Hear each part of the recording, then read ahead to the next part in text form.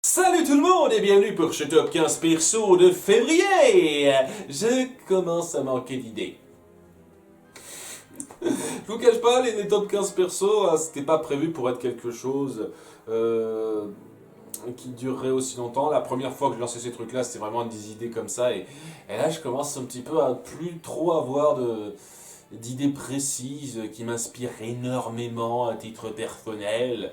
Ce qui fait que je recycle un petit peu une vidéo que j'avais déjà un peu faite, entre guillemets, sur ma collection de BD et de manga. J'ai déjà fait une mise au point HS, si vous voulez savoir, où je présentais mes BD, mes mangas, ce que j'en pensais, tout ça, tout ça. Là, j'ai décidé de me centrer sur les mangas que j'ai lus, dont certains qui ne sont pas présents dans ma bibliothèque, dira-t-on, pour dire ce que je préfère ou pas. Et je parle bien des mangas. Hein, je parle pas des animés, je parle des mangas papier, hein, comme ça, vous voyez, hein, avec des trucs qui se lisent comme ça. Je préfère largement découvrir les choses comme ça en règle générale. Oui, ça c'est un truc, hein, j'ai déjà parlé avant.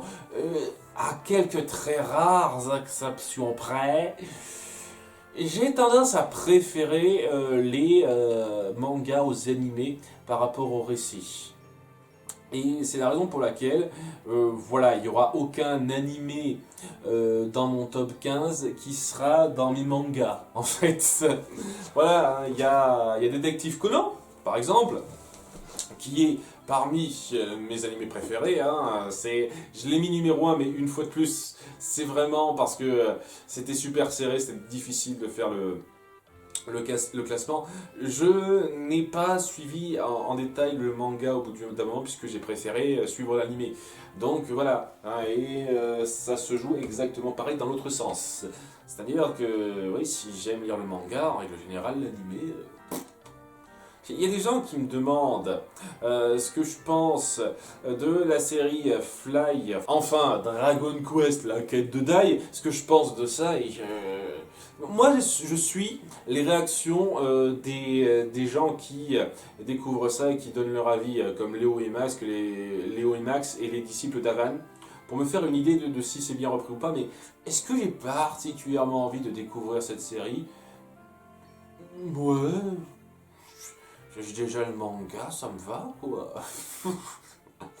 Alors, si ça peut donner un coup de boost au manga, je suis content que cette série existe, mais à titre personnel, c'est pas moi qui irai voir en détail cet animé-là, quoi. Enfin bref, avant de commencer, je vais avoir plusieurs choses à pointer parce que c'est un sujet relativement vaste pour moi. Hein, je suis un grand lecteur de manga, mais surtout j'aimerais lancer un appel en début de cette vidéo pour qui aurait des idées de top 15 persos que je pourrais faire. Quel top 15 persos vous aimeriez que je vois, que je fasse, qui vous plairait bien et qui pourrait fédérer un petit peu les gens parce que ouais, je n'ai plus d'idées précises de trucs particuliers à faire dans ces vidéos-là. Et je pense de toute façon que c'est clair que je vais me ralentir un petit peu dans les mois qui viennent, donc c'est pas impossible que j'en fasse moins souvent, hein, je vous cache pas. Hein. Autant les tier list de séries, je suis encore chaud, hein, je pense que j'ai de quoi faire pendant un petit moment. Autant là, je bloque. Donc voilà, si vous avez des idées à proposer, n'hésitez pas. Déjà, première chose. Seconde chose, je ne compte pas faire ça pour les BD, je vous le dis tout de suite, parce que j'en ai moins. J'aime beaucoup de BD, mais j'en ai moins en tête, et honnêtement, ça va pas jouer à grand chose. Hein. En gros, ça se jouerait entre les nombrils, Blake et Mortimer, et les Schtroumpfs pour le top 3. Et le reste, c'est moi qui me forcera un petit peu à prendre parmi les trucs qui m'ont plu, sans que ça me marque énormément en fait. Voilà, c'est ça le truc. Les BD, j'aime les lire, mais elles m'ont pas autant marqué que les mangas. Hein, les mangas ont pour moi une certaine supériorité dans leur façon de montrer leur récit. Hein, parce qu'ils ont moins de contraintes en fait. Hein, les BD reposent plus sur la présentation et la contrainte des 46 pages. Bon, certains vont un peu plus loin, mais en gros, c'est une contrainte de 46 ou 60 pages. Alors que les mangas, c'est vraiment chapitre par chapitre et ça peut se permettre beaucoup de choses. Hein, sauf bien entendu si il y a des petits problèmes, ça n'a pas autant de succès que ça devrait et que ça se termine abruptement. Malheureusement, il y a des cas comme ça. On en parlera parce qu'il y en a dans cette liste aussi. Hein. Ouais, à cause de ces contraintes-là, les BD sont visuellement, artistiquement un peu plus joliment faites, je dirais. Mais d'un point de vue récit, j'ai cette grosse tendance à préférer les mangas. Voilà, je tiens à le dire, hein. Il y a quelques cas particuliers dans les BD qui marchent bien, mais voilà, j'étais beaucoup plus marqué par les mangas que par les BD. Je tiens à le dire. Et les comics, n'en parlons même pas. Donc voilà, ça c'est dit, hein, je ne compte pas faire un top 15 des BD. Et ensuite, avant de commencer, il y a eu tellement de candidats que je me suis senti un peu obligé de faire une petite mention honorable, enfin une petite section mention honorable sur 5 mangas qui sont pas dans cette liste, dont j'ai envie de parler, qui sont pas forcément mes numéros 20 à 16. C'est pas comme les animés, hein. Il y en a certains, je ne placerai même pas numéro 30 ou quoi que ce soit, mais c'est juste des mangas dont j'ai un petit peu envie de parler parce que ça appuie des approches intéressantes, pas forcément bien pour certains, qui m'inspirent un petit peu quelque chose, donc je tenais à en parler rapidement. Alors, Deadman Wonderland, j'ai découvert ce truc-là récemment, il y a à peine un an, même pas. Et c'était très plaisant par rapport à la relation centrale. La façon dont on met en avant cette prison où les gens ont des capacités spéciales en étant un petit peu enfermés, ça aurait mérité à être mis en place, amené et développé de façon plus fluide. Et je pense que c'est le problème principal que j'ai avec ça. Mais les relations de personnages, la signification psychologique derrière certaines choses est très sympathique et j'ai beaucoup aimé ça.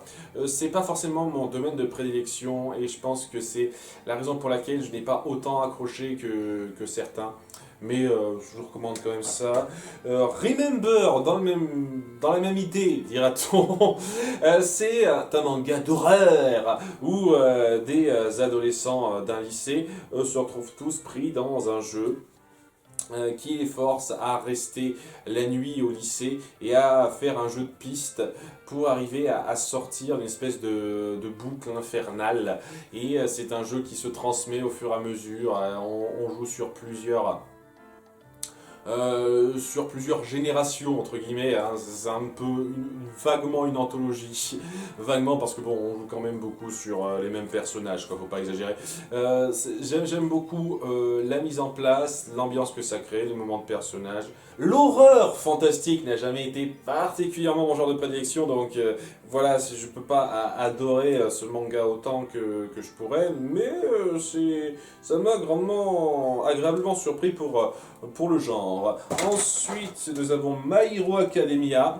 Alors, le genre super-héros, c'est très bizarre à voir manga, c'est pas comme si c'était quelque chose qui se voyait souvent. En tout cas, jusqu'à récemment. Et donc, ça joue bien avec ça.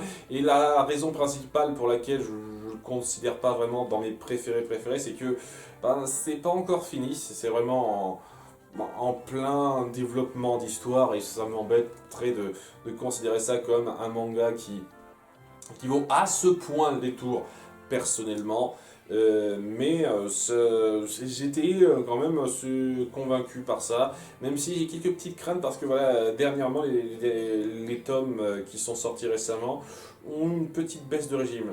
Je trouve que le choix artistique, le centrer sur certains personnages à un moment donné, ça a un peu cassé le rythme.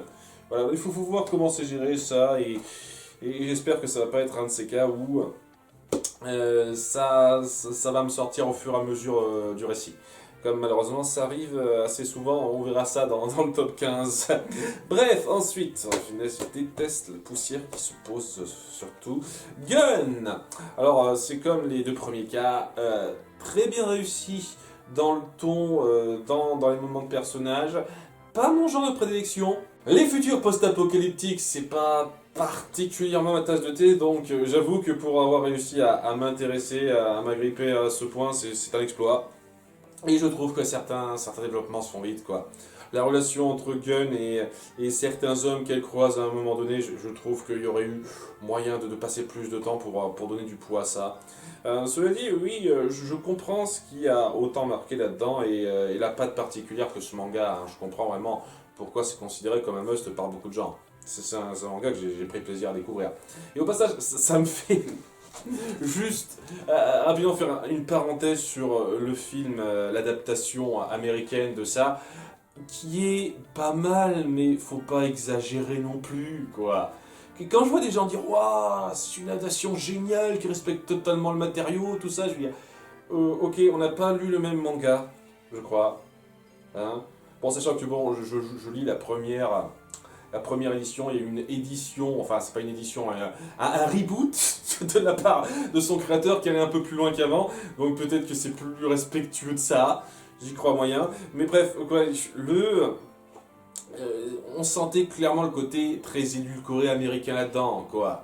Parce que ça va super loin dans la violence et dans la signification de ce que font certains méchants, quoi. Et c'est pas juste pour faire de la violence, quoi. Ça va assez loin et ça sent quand même le côté très édulcoré hein, du film américain qui essaye de cibler un public large.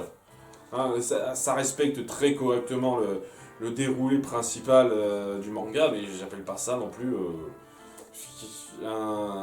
une adaptation génialissime qui respecte à fond ce que voulait faire passer le manga de départ.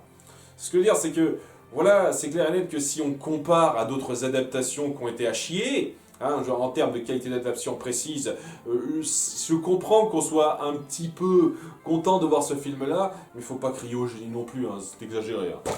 Voilà, c'est histoire de dire. Et enfin, dernier et moindre, totalement des moindres, DeadTube, qui est mon plus gros plaisir coupable, en fait, ces derniers temps. J'aurais pu dire ça d'un autre manga qui sera dans cette liste plus tard, mais voilà quoi, ce n'est pas du tout un bon manga. Je ne conseillerais jamais ce manga à quelqu'un qui veut voir quelque chose de sérieusement, de légitimement bien écrit, parce que ce n'est pas le cas. Beaucoup de choses arrivent comme un cheveu sur la soupe, on sent que ça veut faire du mature, du violent, du non politiquement correct, pour le plaisir de faire du non politiquement correct. Il y a vraiment cette recherche très morbide, très glauque de ce qui pourrait être le plus choquant. Et voilà, c'est une recherche immonde du choquant. Et ça essaye, c'est ça qui est un petit peu ironique, c'est que ça essaye un petit peu de critiquer ça, mais en voulant critiquer ça, c'est exactement ce que ce manga fait, quoi. Du choquant pour le plaisir de faire du choquant. Parce que bon, hein, si ça essaye de représenter les mentalités que peuvent avoir les gens, c'est n'importe quoi. Les gens ne sont pas comme ça. Hein. Peut-être qu'il existe une très faible portion de gens qui peuvent être comme ça, mais non, hein, les gens sont pas starbés et désinfluents à ce point. Non. Donc, ouais, c'est... C'est la raison pour laquelle j'en parle, c'est parce que ça reste un manga dont j'ai acheté tous les tomes, donc je vais pas tarder à acheter le dernier tome qui va sortir dans pas très longtemps au passage. Et si je fais ça, c'est vraiment par curiosité morbide dont je suis pas super fier. Hein. Voilà quoi, c'est jusqu'où on peut aller dans cette recherche de l'immonde en fait. Jusqu'où on peut aller dans cette recherche gratuite de l'immonde et ici, je peux pas dire qu'il n'y a pas une certaine curiosité qui se porte là, mais c'est pas une bonne curiosité, c'est une mauvaise curiosité. Et voilà. Et bon, étant donné que c'est difficile de s'acheter du hentai directement, bah j'ai ça à la place, voilà. Donc oui, j'ai failli faire tomber tout ça. Voilà donc les 5 mentions honorables. À nouveau, hein, je sais pas les numéros 16 à 20, hein. Il y en a que je situerais mieux, surtout par rapport à DeadTube. Hein. DeadTube, non, il serait pas dans le top 30 celui-là, même pas. Donc, voilà qui est dit, on va commencer cette liste maintenant.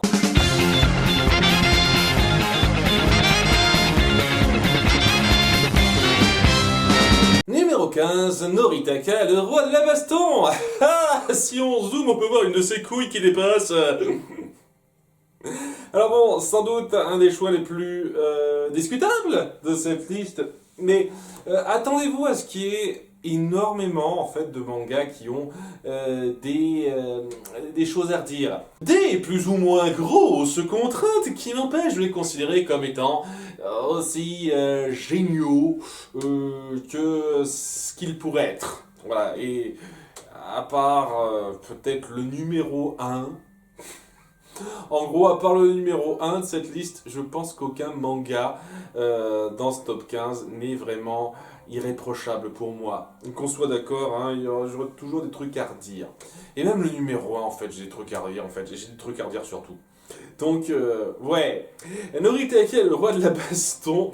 Alors, c'est un manga qui est centré sur Noritaka Sawamura, qui est une espèce de petite crevette, qui est aussi un espèce de gros pervers qui tombe dans des tonnes de situations désastreuses, où il se voit un peu obligé de se confronter aux gros balourds du bahut ou autre, ce qui le force donc à s'inscrire dans un club de combat et à suivre des entraînements complètement farfelus pour avoir les bonnes techniques et contre toute attente arriver à battre la personne. Et voilà, c'est un principe qu'on répète et qu'on a des tonnes de fois à la Karate Kid totalement. Et on sent clairement l'inspiration derrière. Et j'aime énormément la mise en place.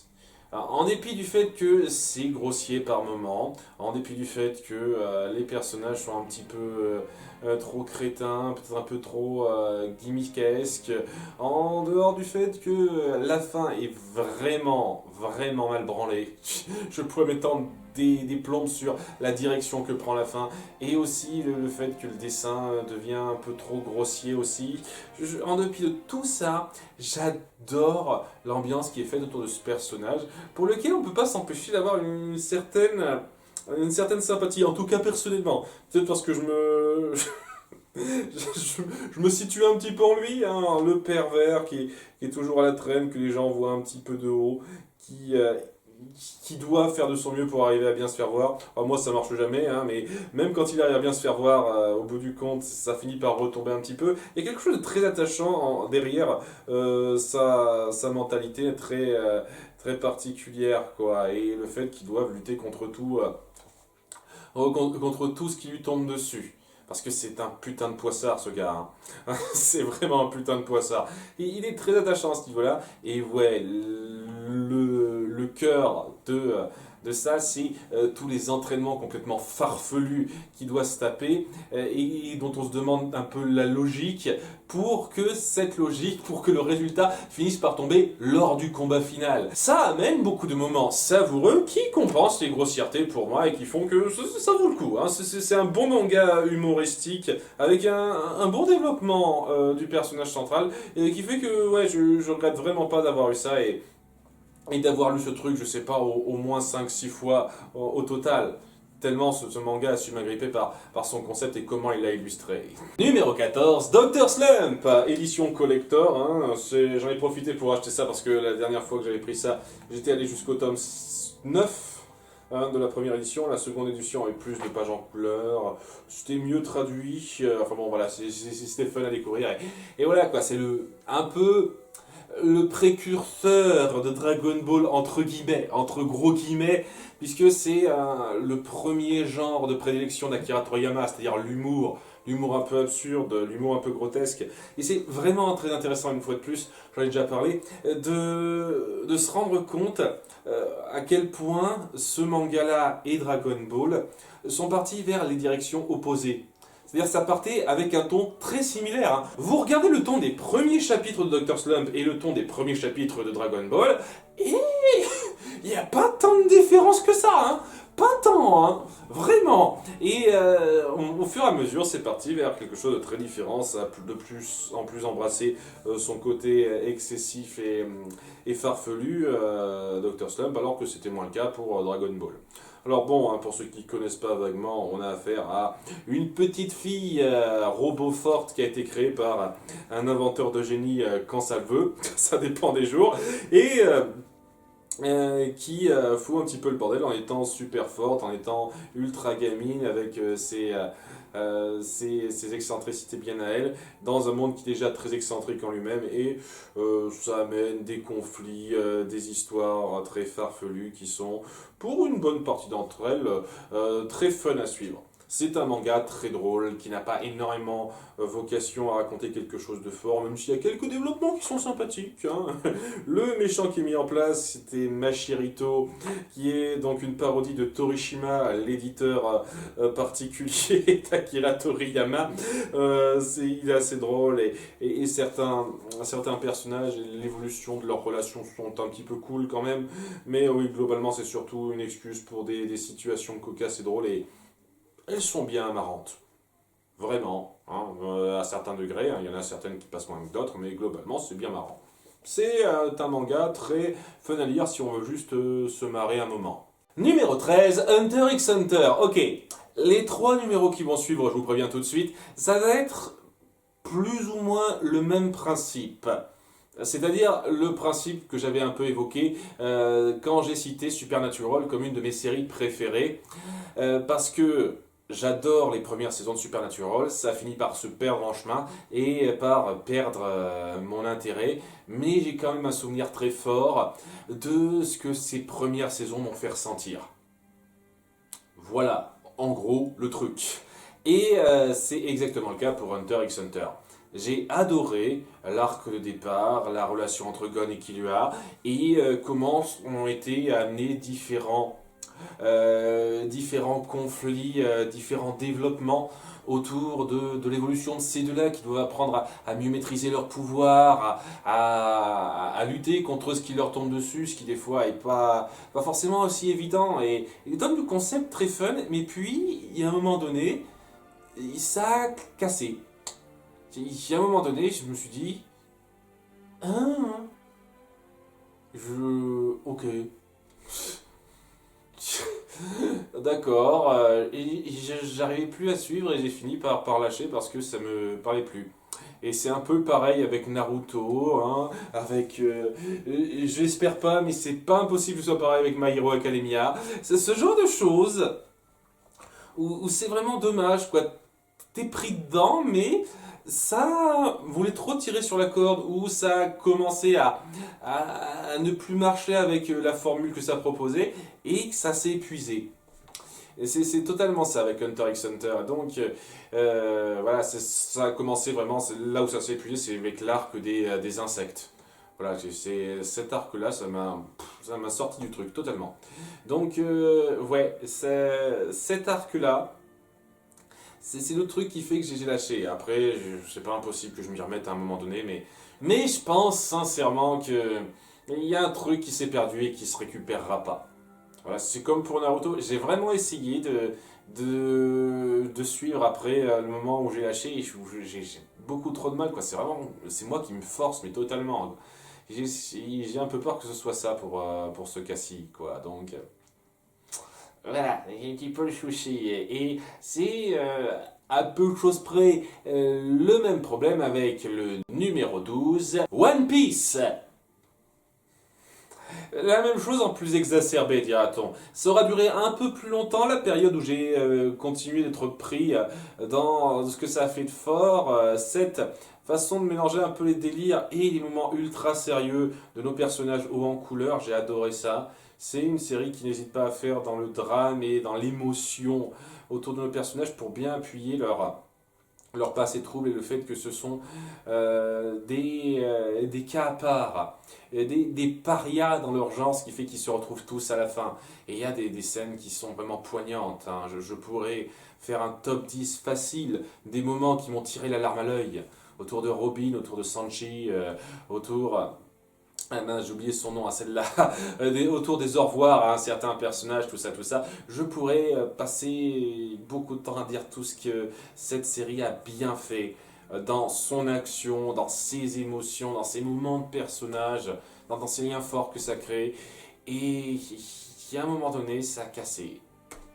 Le moment, si j'ose dire, où tout le monde a fini par être séparé, où on est parti sur un grand conflit à grande échelle entre 50 000 personnes, où on essaye de faire du drame autour d'un personnage qui, au bout du compte, je vous cache pas, ça m'a fait ni chaud ni froid, et où on est parti sur une nouvelle ère, quoi, une ellipse où on change un peu le personnage. J'ai essayé de faire de mon mieux pour arriver à suivre, mais au bout d'un moment, je me suis dit, je suis plus dedans en fait. Je suis plus dedans, tout simplement, la passion, pour moi, n'est plus là. Et c'est un autre manga qui a tiré sur la corde, de façon à ce que je ressente plus ce qui m'a grippé au début. Mais ce qui m'a grippé au début, c'était génial. Je ne le nierai pas une seule seconde et je garderai toujours un souvenir fort de ce que ce manga a su mettre en place et instaurer chez moi. Vraiment, hein, encore plus que Hunter x Hunter, hein. Et ça vaut quelque chose. Ça reste un grand manga pour ça. Mais j'aurais vraiment du mal à le considérer parmi mes préférés de tous les temps non plus, dans le top 10 en tout cas, à cause de ça, de ces petits trucs, de cette façon euh, euh, de s'étendre trop. Et ouais, c'est gênant, hein, une fois de plus, et on va poursuivre à nouveau ce problème avec le numéro 11, Hajime no Ippo. Ça a été pendant un temps un manga que j'ai adoré suivre. J'étais pris à chaque tome pour savoir comment il va évoluer, ce petit gars qui s'inscrit dans la boxe, qui doit affronter des ennemis en tout genre, la formule typique de manga de sport, mais avec des personnages marquants, hein, notre héros, mais aussi son mentor, et pas mal d'autres personnages à côté. Tout ça, c'était super bon. Hein, sa relation amoureuse, j'avoue qu'elle prend malheureusement un petit peu son temps, mais j'ai envie de dire c'est un peu comme tout, hein. Et au bout du compte, c'est ça qui a fait que j'ai décroché au bout de 80 putains de tomes, parce que ça sentait la chose qui s'étirait. Le truc qui s'étirait alors qu'il y avait moyen de mettre en place les choses plus rapidement et de pas à ce point traire la vache à lait, si j'ose dire. Et c'est ce que je ressens en fin de compte. Au bout du 80e tome, ça commençait à s'épuiser mon intérêt. Et même s'il y avait toujours ces personnages que j'adorais, c'était plus comme avant. Et oui, je sais que je répète un petit peu la chose, mais il y a énormément de mangas qui sont comme ça en fait. J'ai cité ces trois-là qui sont ceux qui m'ont le plus marqué en bien avant de perdre mon intérêt, mais je peux en citer d'autres, hein, en plus de Naruto, hein. Je pourrais citer Bastard par exemple. J'ai adoré Bastard dans ses premiers tomes, mais il y a un moment donné où ça a craqué, ça a lâché. Là aussi, hein, rien que pour citer ça. Mais il y en a d'autres, hein. Il y a beaucoup de mangas où on sent que c'est trop victime de son succès. Et c'est franchement dommage parce que si on se restreignait à raconter quelque chose, de pas trop étirer dans le temps, ça pourrait faire quelque chose de magistral pour moi. C'est malheureusement pas ce que ça a fait, mais je garde quand même un souvenir assez fort de ces trois mangas-là. Hajime no Ippo, c'est sans doute celui qui a le plus de chances pour que j'y revienne pour finir. Parce que voilà, à nouveau, un 80 tomes, lâcher ça te ferait chier, quoi. Mais c'est pas pour tout de suite. Voilà. En tout cas, bah, on repart maintenant sur des mangas qui ont une fin précise et que j'ai suivi jusqu'au bout, avec en numéro 10, Dragon Ball. Je sais pas, vous connaissez ou pas? Dragon Ball, la quête finale. L'animé au passage est clairement pas dans les meilleurs qui soient pour moi. Hein, parce qu'on a rajouté 50 000 trucs. Au passage, la traduction qu'on a eue était quand même très discutable. La localisation française a été très discutable dans le texte, vraiment. Et ouais, hein, c'est pour le manga que je m'en souviens. Et il y en a qui risquent de crier à l'hérésie de voir qu'il est seulement que d'hygiène. Mais qu'est-ce que ça veut dire? Eh ben, il faut bien comprendre que Dragon Ball, j'ai beau adorer toujours autant ça, plus ça avance, plus je me rends compte des défauts assez grossiers qu'il y a. Hein, et je sais pas, au fur et à mesure que je découvre d'autres mangas qui sont plus solides, qui vont peut-être pas tout à fait autant marquer, je me dis, est-ce que c'est aussi fort que ça, en fait, en comparaison. Et personnellement, non. Non, je sais pas, je dirais pas jusque-là. Hein, ça reste le premier manga de mon enfance à m'avoir agrippé, hein, avec un autre, hein, on en reparlera, et, et à m'avoir vraiment éveillé, hein, à la chose, à cet art-là. Et bien entendu, pour ça, ça vaut beaucoup. Hein. J'ai découvert le manga peu de temps après la sortie du dessin animé, parce que ça m'intéressait tellement que je voulais découvrir ça vite. Et donc, ouais, j'ai découvert ça du début à la fin, quoi. Je fais partie des gens qui ont découvert le manga au fur et à mesure et qui ont été sur le cul la première fois d'avoir vu Sangoku adulte, taille adulte. Parce que son truc, c'était d'être petit, quoi, pendant une bonne partie du manga, donc le voir adulte, je vous jure, ça faisait quelque chose, quoi. Il y a cette force de la découverte de l'enfance en parallèle qui était vraiment puissante au fur et à mesure que j'ai lu ça, qui vaut quelque chose d'assez fort.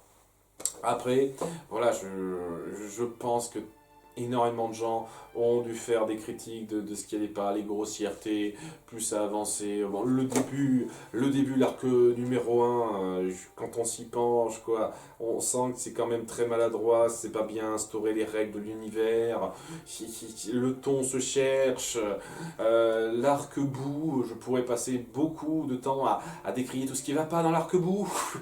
Vraiment, je pourrais passer du temps à parler de ce qui aurait mérité à être plus consciencieux, plus solide. Mais bon, vous êtes au courant. Je pense que les gens qui sont fans de Dragon Ball, qui sont un tout petit peu conscients, savent que c'est pas une œuvre parfaite où il n'y a rien à redire. Et ils savent aussi pourquoi on est pris là-dedans. Pour l'action bien fichue, pour les personnages qui sont vraiment à part. Honnêtement, les gens qui viendront dire que la raison numéro 1 pour laquelle on aime Dragon Ball, c'est parce que là, c'est des gens qui se tapent dessus. Punaise, c'est tellement réducteur, c'est beaucoup plus que ça. Ce sont des personnages au caractère vraiment particulier, vraiment à part, qui ont su marquer. Et donc, quand on les voit se confronter, il y a ces enjeux, il y a cette configuration particulière qui fait qu'on est pris dedans. Parce que bon, je l'ai déjà parlé, ça aussi dans une vidéo antérieure, si je devais comparer la recherche dans les combats de Dragon Ball par rapport à celle dans les combats de Naruto, les combats de Naruto sont quand même beaucoup plus recherchés, plus diversifiés, il y a beaucoup plus de techniques vraiment notables et de stratégie derrière. Et pourtant, on se souvient plus, en tout cas moi comme beaucoup, on se souvient plus des combats dans Dragon Ball que dans Naruto. Pour une simple et bonne raison, parce que les personnages sont beaucoup plus marquants, sont plus poussés, sont plus exceptionnels. Et c'est ça qui fait toute la force de ce manga. Est-ce que les personnages suffisent à faire de ce manga quelque chose d'exceptionnel? Oui, à un certain degré. Mais honnêtement, quand je m'y penche, il y a quand même un nombre pas anodin d'autres mangas qui sont un peu plus efficaces si vraiment je prends en compte les petits problèmes qui sont pas anodins derrière. Voilà, mais c'est un super manga, une fois de plus, un classique mérité. Numéro 9, Magic Knight Rios. Ouais, ça fait partie des mangas que je devrais avoir dans ma collecte, mais que je retrouve pas, donc tant pis. Un de ces quatre, il faudra peut-être que je rachète une réédition, parce que voilà, c'est quelque chose qui m'a vraiment grandement plu. Hein, pour du Magical Girl, c'est facilement, en tout cas en termes de manga, ce qui aura su le plus me toucher et me plaire. Hein, il m'a grippé, parce que oui, à côté, j'ai essayé de lire un petit peu Sailor Moon et ça se suivait sans plus. Au bout d'un moment, je me suis dit, ok. Voilà. Alors que Magic Knight Rider, ça mettait en place une configuration très spéciale où on a 3 héroïnes qui sont transportées dans un monde fantastique et devront en être les héroïnes. Et au début, c'est très classique dans la mise en situation et c'est grandement aidé par le trait, hein, c'est très joli, la créativité des combats et la personnalité de nos héroïnes. J'avoue que ça passait très bien à ce niveau-là. Mais ce qui a vraiment su me marquer, vraiment ce qui a su mettre ce manga aussi haut pour moi, c'est le fait que c'était vraiment en deux temps. Le premier temps était très classique, ultra manichéen, et le second temps était beaucoup moins comme ça. C'était très différent. Et à l'époque, je me souviens, j'étais très jeune hein, quand j'ai lu ça, hein, j'avais avoir à peine 11-12 ans. quand je suivais ça, un truc comme ça m'avait pris par surprise de voir que on osait rebondir en faisant quelque chose d'aussi différent dans le ton, en osant créer un tout nouvel arc où il se passe pas la même chose, les enjeux sont différents, on repose sur ce qui a été mis en place avant, mais sont différents et on n'a pas du simple combat basique du bien contre le mal, ça allait plus loin que ça. C'était vraiment agrippant de voir ça et c'est vraiment une des premières œuvres à m'avoir éveillé à ce genre de choses. J'ai beaucoup aimé cette idée-là et comment ça a été approché. Nos trois héroïnes centrales qui restent marquantes, qui me plaisent beaucoup. C'est une très bon manga de Magical Girl qui est facilement, avec Sakura, celui qui m'aura le plus marqué. Numéro 8, Bakuman. Chaque fois que je dis ça, j'ai l'impression de lire un truc de super-héros. Bakuman. Alors que non, on suit deux jeunes gens de 15 ans qui se lancent dans le manga en cherchant vraiment à devenir un peu les rois du game, quoi. On veut être publié, avoir genre les plus grandes cotes de popularité, même si c'est impossible de battre One Piece. On joue sur le fait que ça se passe dans notre vrai monde à nous, donc il y a certaines choses qui sont instaurées d'abord. One Piece existe, Dragon Ball existe, Torishima, l'éditeur qu'on connaît le plus, est mis en avant. On voit ce personnage-là et c'est très intéressant. C'est très intéressant parce que ça joue vraiment sur les codes d'un manga de sport, entre guillemets un manga de compète, quoi. Il faut être les plus persévérants pour arriver à avoir les meilleurs résultats face à nos adversaires, c'est toujours ce genre de choses, quoi. Donc ça se joue sur le sport, mais sur la danse, d'autres trucs. Énormément de mangas et d'animés sont autour de ça. Le sport, la danse, la cuisine, ce que vous voulez, énormément de trucs sont comme ça. Ça c'est pareil, mais avec le manga. Et c'est très intéressant cette petite mise en abîme qui est affichée parce que voilà, c'est totalement dans les codes de ces mangas de sport, dira-t-on, où on doit vraiment se montrer de plus en plus fort face à notre adversaire principal, notre rival principal, avec tous ceux qui sont autour de nous pour participer à cette compétition-là. Et c'était très intéressant de découvrir le monde du manga comme ça. Parce qu'il y a beaucoup de choses que j'ai découvert sur que ça demandait de devenir mangaka, qui y avait derrière, qui se chargeait de telle ou telle chose. Maintenant, je sais à quoi servent de façon claire les éditeurs. Je ne savais pas du tout à quoi ça servait exactement un éditeur, mais là maintenant, on donne tout ce qu'il y a à savoir là-dessus. Il y a beaucoup de principes qui sont montrés, qui aident vraiment énormément à comprendre les enjeux de ce milieu, qui aident beaucoup à rendre ça sympathique, autour de deux personnages centraux dont les motivations sont touchantes, qui sont marquants. Il y a pas mal de personnes de soutien qui sont sympathiques, d'autres qui sont discutables, et c'est un peu le problème. Il y a certains persos de soutien qui sont un peu discutables, qui auraient pu être mieux gérés. C'est un peu le problème, c'est loin d'être un manga parfait, on en soit bien d'accord, mais globalement c'était très satisfaisant et j'apprécie le message qui veut être lancé à la fin, qui revient un petit peu sur ce que j'ai dit avant, sur le fait que un grand manga, c'est pas forcément un manga qui tient sur la durée, mais c'est surtout un manga qui sait où il veut aller et qui ne se force pas à ralentir, à s'étendre juste pour faire plaisir et s'assurer la vue des fans parce qu'on sait que ça marchera.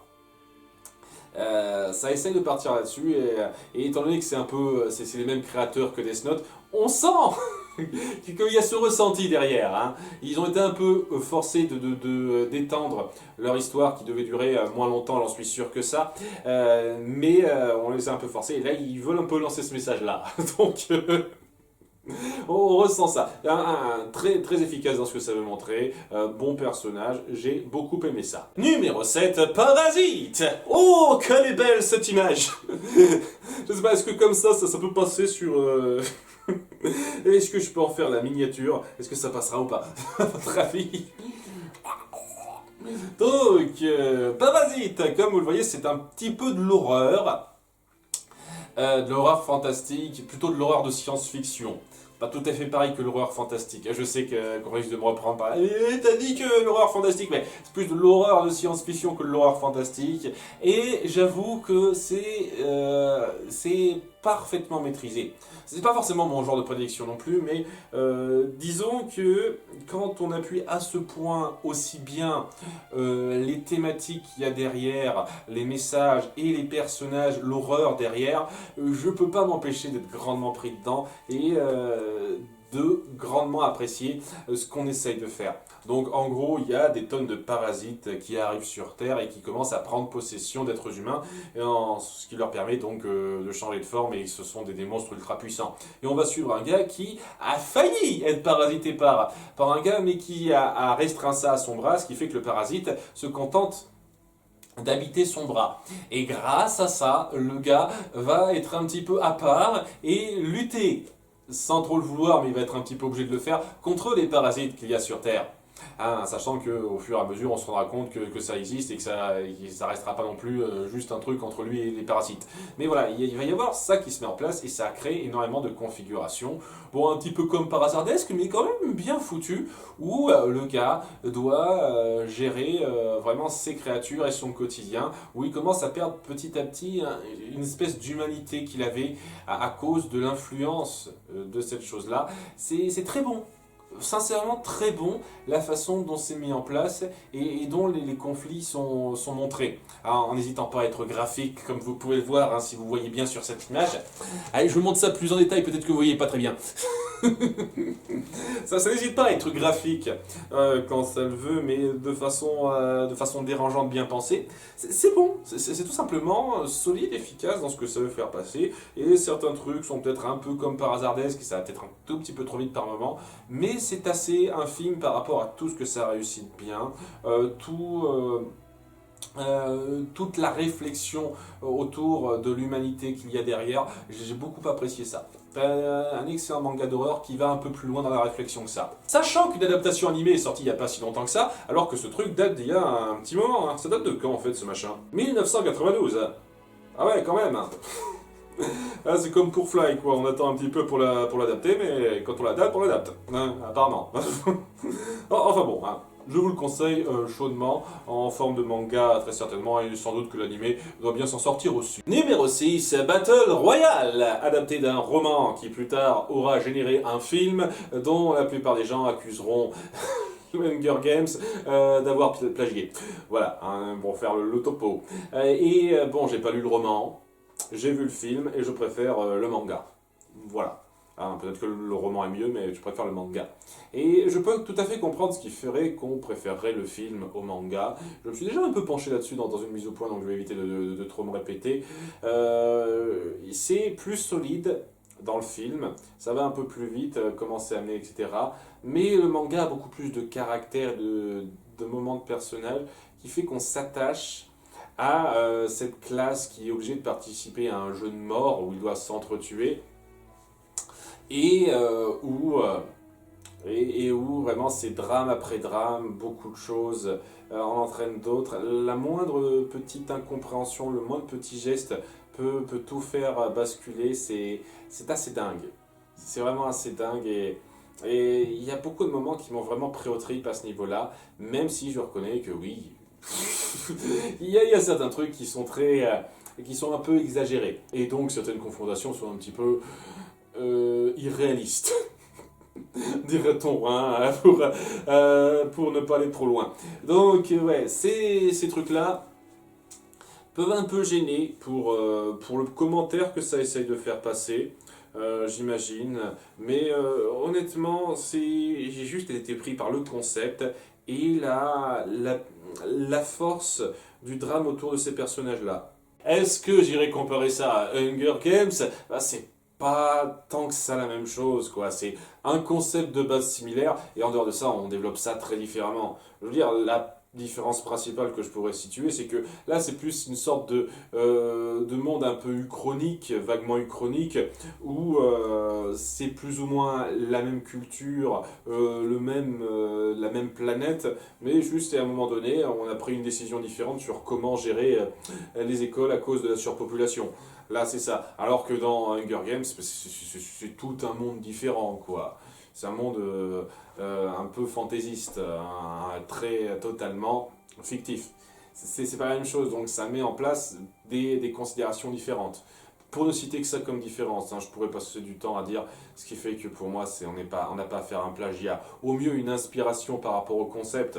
C'est pas impossible que l'auteur des livres Hunger Games, c'est même très certain que l'auteur des livres Hunger Games a lu, a pris connaissance de Battle Royale, le film, le roman ou le manga, hein, sans doute le film ou le roman, je pense pas qu'il ait lu le manga, il a dû lire le roman ou voir le film et se dire ah tiens, j'aime bien ce concept, essayer de l'adapter à ma sauce et ouais, est-ce que ça s'appelle du plagiat? Je suis désolé, non, à un moment donné, si c'est juste avoir un concept de base similaire à du plagiat, c'est pas comme ça que ça marche pour moi.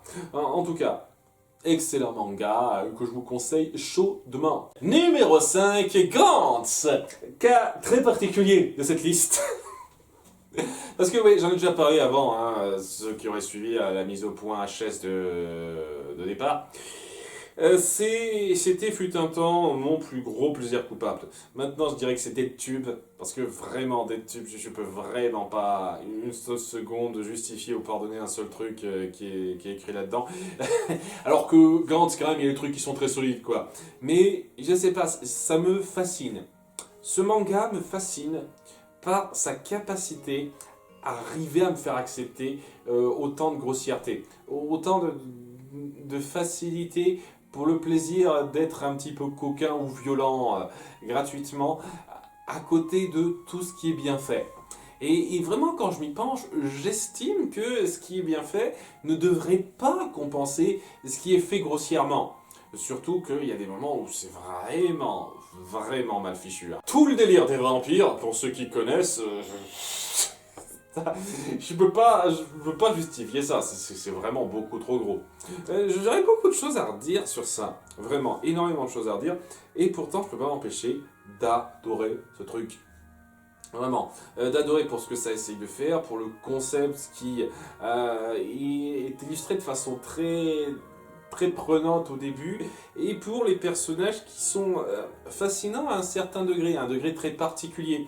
Je dirais clairement pas dire que c'est les personnages les mieux écrits, les plus incroyablement forts au monde en termes de mentalité, mais il y a quelque chose dans leur façon d'être montrés aussi à nu comme ça qui me fascine un petit peu. Voilà, surtout que on est dans un cadre où on a un peu peur pour tout le monde, puisque c'est, pour ceux qui ne connaissent pas, hein, il y a des gens qui, à leur mort, sont amenés auprès d'une boule noire géante qui s'appelle Gantz, qui les force à aller tuer des aliens qui sont dans le coin, via certaines règles qui sont un peu nébuleuses au début, qu'on apprend au fur et à mesure.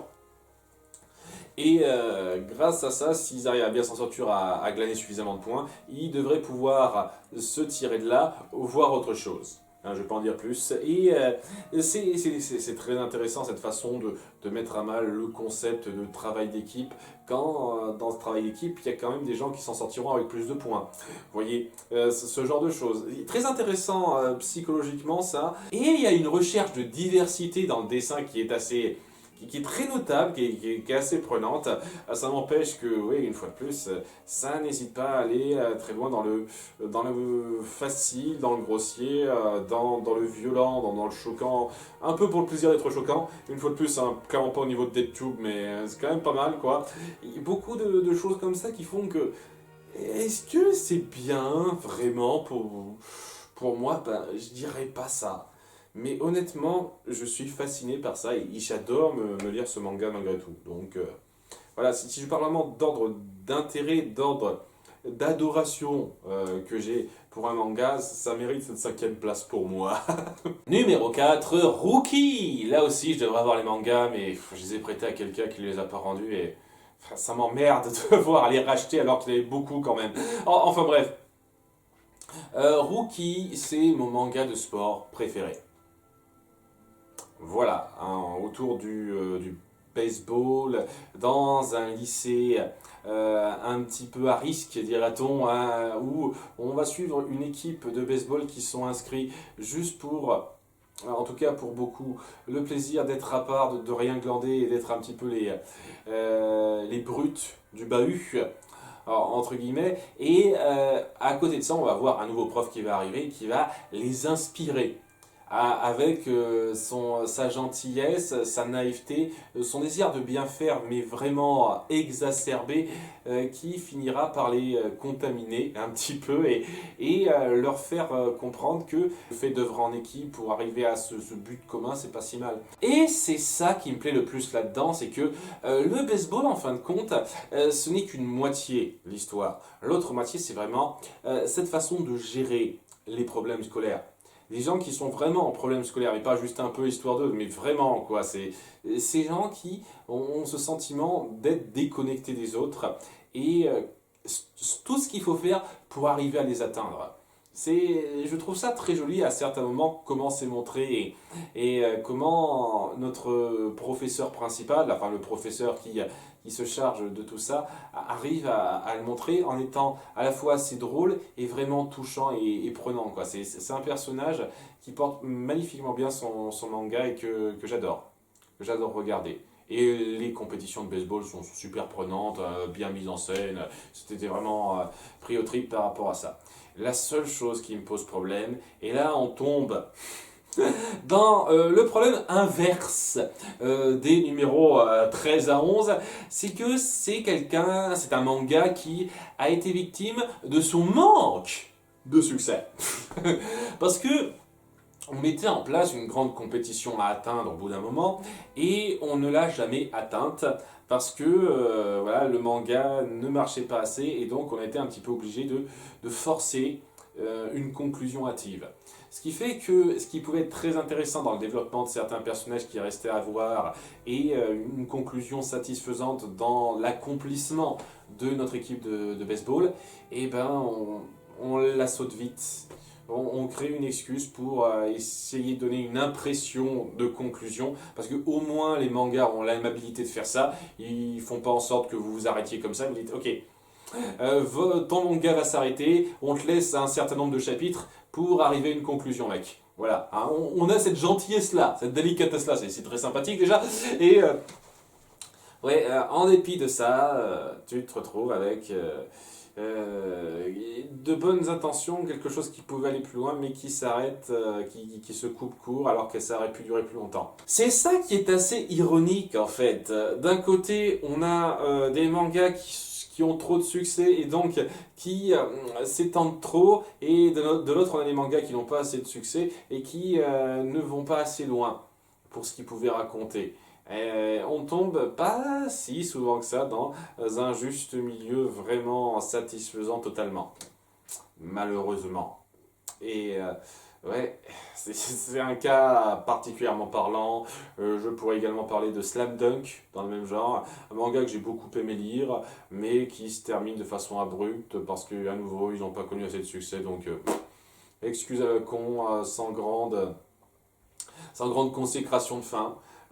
Et c'est vraiment... C'est un peu frustrant. Je pense que le truc, l'œuvre de sport, l'animé de sport, parce que j'ai pas découvert ça en manga, qui a su me plaire totalement à cet égard-là, hein, que j'ai découvert récemment, donc c'est pour ça qu'il n'est pas dans mon top 15 de mes animés préférés, même si maintenant il devrait y être, je pense, c'est Kuroko's Basket. Voilà, celui-là, il va jusqu'au bout. Il raconte quelque chose du début à la fin, il y a une consécration dans le dernier tournoi de fin. On fait même un épilogue sympatoche où on appuie nos personnages. C'est super cool. Et, et malheureusement, c'est pas tous les mangas qui sont comme ça, hein. Beaucoup de mangas de sport, en particulier, tombent dans ce problème-là où si on n'a pas ce grand match de fin de consécration et c'est vraiment dommage. Enfin bref, numéro 3, Liar Game, un manga dont je suis tombé amoureux à sa découverte, tellement j'adorais le jeu d'esprit qu'on mettait en place. Un Liar Game, en gros, c'est des gens qui sont embringués dans un espèce de jeu du menteur, où ils sont un peu obligés d'être contre d'autres équipes, d'autres gens qui ont une dette similaire. Enfin, c'est pas tout à fait ça. On leur prête de l'argent et on les force un petit peu à participer à un jeu où ils doivent soutirer d'une certaine façon de l'argent à quelqu'un d'autre. Et donc, oui, plus on perd, plus on se retrouve avec de la dette.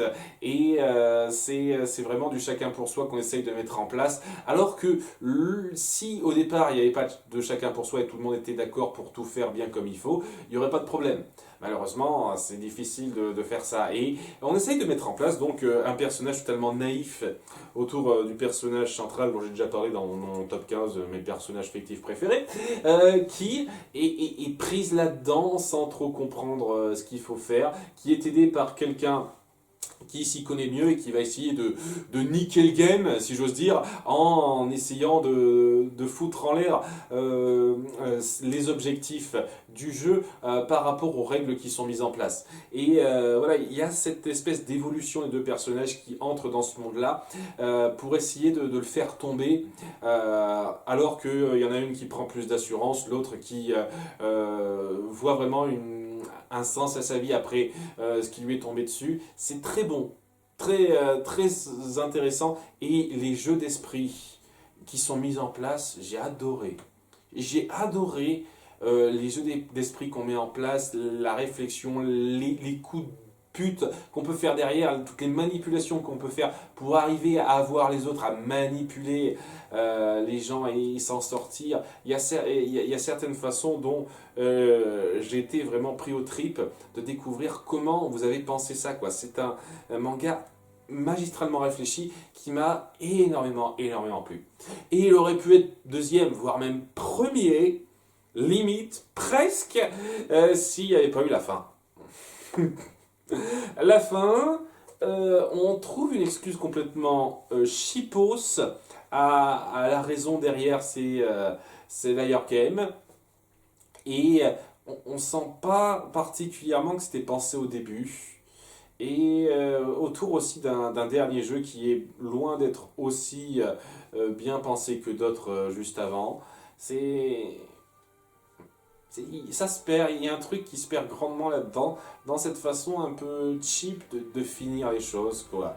Et les gens qui viendront dire que l'important c'est le voyage, pas la destination, je veux dire que la destination est aussi décevante. Le voyage, tu te dis, ah, c'est vraiment dommage que tout ça ne mène qu'à ça. C'est ça le truc. Le dernier tome me frustre énormément par rapport à la conclusion qui est amenée, ce que signifie tellement de trucs, ce qui fait que je peux pas l'adorer autant que je pourrais, alors que punaise, c'est bon à tellement d'égards, quoi. Les énigmes, les personnages, la mentalité derrière, les manipulations, tous ces jeux d'esprit, c'est tellement bon. Et cette fin me gâche le truc, un tout petit peu, m'empêche de considérer ça comme excellentissime, alors que ça avait tout pour être excellentissime. Enfin bref, hein, rien n'est parfait, comme on le voit, et c'est pareil pour les deux suivants. Numéro 2, Death Note. Je me suis déjà étendu là-dessus à plusieurs moments, je vais essayer de faire court. Voilà, j'aime énormément Death Note pour ce que ça représente à tellement de niveaux, la mentalité super intéressante à suivre de notre personnage central, le jeu d'esprit, une fois de plus, entre lui et elle. Hein, c'est tellement bon et vraiment toute la dimension psychologique, morale derrière.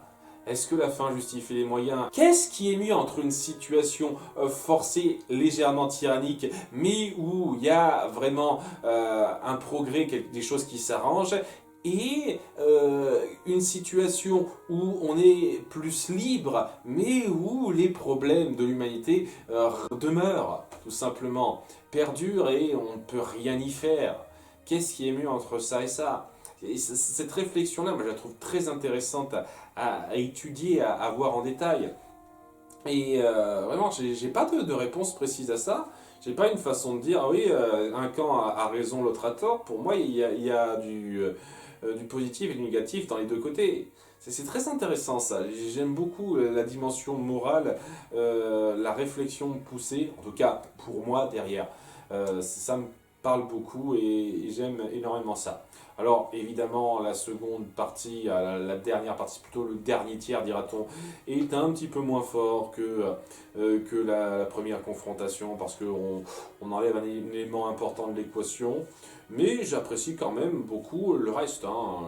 Je considère clairement pas que ce qui se passe après le certain événement important est à chier. Mais c'est juste que oui, je reconnais que c'est un petit peu moins fort que le début. Parce qu'on sent que ça a été un peu victime de son succès, ça aussi.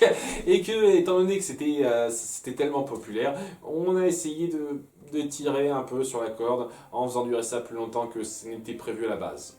C'est peut-être un peu dommage, peut-être que ça aurait été plus fort si on avait moins poussé à ce niveau-là, très certainement, mais ça n'empêche que ça restait solide et que la conclusion, la façon dont c'est perçu, ça me plaît, ça me satisfait parfaitement encore. Très bon manga que je suis loin d'être le seul à conseiller. Et voilà, si vous connaissez pas et que c'est un peu votre genre, n'hésitez pas. Et numéro 1, Fly. Je suis sûr que je vous ai énormément étonné avec ce choix.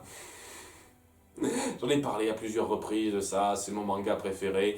Il y a peu de chances qu'il soit détrôné. Une fois de plus, l'Ailleurs Game aurait peut-être pu, si ça avait été une fin satisfaisante, dans la même lignée que le reste, mais c'est pas le cas. Et Fly, pour moi, c'est le shonen manga à son niveau le plus parfaitement atteint jusqu'à présent. Voilà, j'ai découvert ça à peu près en parallèle que Dragon Ball, à peu de choses près. Hein, une fois de plus, un peu influencé par ce qui passait à la télé à ce moment-là, hein, au Club Dorothée. Et quand je me suis lancé dans ce manga, j'ai trouvé ça bien. Voilà, les premiers tomes, c'était cool, c'était sympa. Et puis, il y a un moment donné, à partir du tome 9, où ça a atteint un énorme cran au-dessus, où on sentait que ça voulait aller 1000 fois plus loin que l'aventure un peu classique que ça mettait en place. Ça restait un peu classique sur les bords, mais voilà, ça allait beaucoup plus loin que ça. Ça atteint des considérations autour de nos personnages, autour des enjeux, autour des risques, beaucoup plus élevés. Et j'ai été énormément agrippé dedans. J'ai été agrippé par l'évolution de nos personnages principaux, leur mentalité et comment ils devaient s'en sortir, les entraînements, les différentes techniques, les combats qui sont mis en place, certains méchants qui sont vraiment agrippants, qui foutent vraiment les jetons. Hein. Une fois de plus, Vern ou Ban. Moi je dis Ban, je dis Fly, je dis Popu, mais oui, une fois de plus, hein, c'est Dragon Quest, la quête de Dai, si vous voulez le manga, version rééditée. Hein. Ça s'appelle pas Fly de base, hein. C'est une mauvaise traduction de départ. Tous ces personnages-là étaient soit imposants, soit attachants, à un degré assez élevé. Voilà, les méchants principaux, je vous jure, ils ont une putain de classe. Et ils sont un peu particuliers dans leur genre, quoi. C'est pas les méchants de base qui veulent simplement dominer le monde pour le plaisir d'avoir le pouvoir. Ça va un peu plus loin que ça. Je veux dire, c'est un peu la même base, hein, qu'on soit d'accord, mais ça va un peu plus loin que ça. On sent que ce désir de domination vient de quelque chose de plus que « j'ai envie de ça parce que j'aime le pouvoir ». Ça vient d'un peu plus que ça. Ça vient d'un vrai complexe de supériorité particulièrement fort, dont on voit totalement la provenance, et le lore qu'on crée, tout cet univers qu'on met en avant pour appuyer les motivations des méchants, comment nos héros qui sont petits face à ça sont imbriqués là-dedans et essayent de poursuivre ça, je trouve ça poignant. Et cette façon de jouer sur les nombreux personnages qui sont apparus et qui signifient quelque chose, c'est un manga qui prend en compte ce qu'il a mis en place. Je pense pas que ce soit un manga qui ait prévu tout son déroulé dès le début, je pense pas, mais c'est vraiment un manga qui prend en compte ce qu'il a mis en place, qui essaye de jongler là-dessus, qui essaye de donner une vraie signification à ce qui est instauré. Pas juste de dire « Ah oui, ça c'est... tant pis, on fait comme si ». Non, ça prend en compte tout ce qui est mis en place pour donner vraiment cette satisfaction d'être récompensé, d'avoir bien suivi les différentes choses qu'on nous a instaurées. Et c'est un truc que pas des masses de mangas de baston de ce genre font. Hein. Je veux dire, Dragon Ball, par exemple, il y a pas mal de moments où il y a des solutions qui sortent un petit peu de nulle part. Hein. Ouais, je pourrais citer la saga Boo, mais il n'y a pas que la saga Boo, hein. Ça fait partie des trucs un peu grossis dans l'écriture. Là, il y a moins ce genre de choses. Je dis pas qu'il n'y a rien du tout, il y a de temps en temps des petits trucs, mais il y en a beaucoup moins, des trucs comme ça. Et oui, la seule chose que j'aurais à redire, c'est que donc au début, ça peine un petit peu, un tout petit peu à prendre ses marques. C'est bien sans plus au début, et c'est vraiment au bout de 9 tomes que ça commence à devenir excellent. Et que oui, il y a un truc que vous pourriez reprocher, si je dis ce que c'est, vous verriez ça comme du spoiler, sur la gestion de la mort dans ces cas-là. Hein, voilà, on va dire que ça peut être un spoiler, mais voilà, c'est une petite récurrence que certains pourraient déplorer. Mais voilà, ça ne m'a pas dérangé ça. Et les personnages, les conflits, les enjeux sont tellement bien mis en place que je peux pas m'empêcher d'adorer ça du début à la fin. C'est le manga que je me suis le plus relu. Si vous voulez du bon shonen manga de baston, vous pouvez regarder l'animé sorti récemment qui, d'après ce que j'ai suivi, est plutôt fidèle, même si ça édulcore pas mal de petits trucs. Que ce soit en termes de sang, ça c'est particulièrement gênant hein, pour la suite. Et en termes de perversité, malheureusement ça fait partie des éléments qui sont pas totalement anodins et c'est pas juste là pour faire joli. Je veux dire, ça fait partie de l'ambiance humoristique de la chose, et puis merde, quoi, ça joue un petit rôle quand même, faut pas exagérer. Voilà, ce genre de petites choses édulcorées, ça a pas l'air génial comme changement, mais en dehors de ça, ça a l'air d'être quand même très fidèle. Donc voilà, n'hésitez pas à... Si vraiment vous avez du mal à lire un manga, jetez un œil à l'adaptation animée récente.